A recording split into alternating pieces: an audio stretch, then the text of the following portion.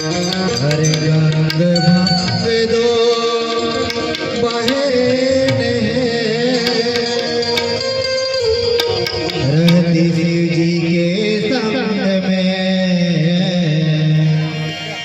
अरे तारण कारण गंग है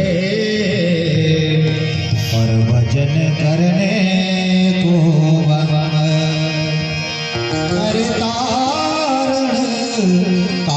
गंग है और भजन करने को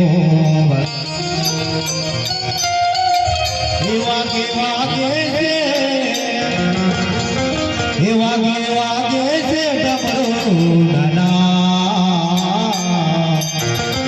भोलानाथ नो डमरू वागे भोलानाथ नो डमरू वागे वागे से डमरू नना शिव दिए नो डमरू वागे भोलानाथ नो डमरू वागे।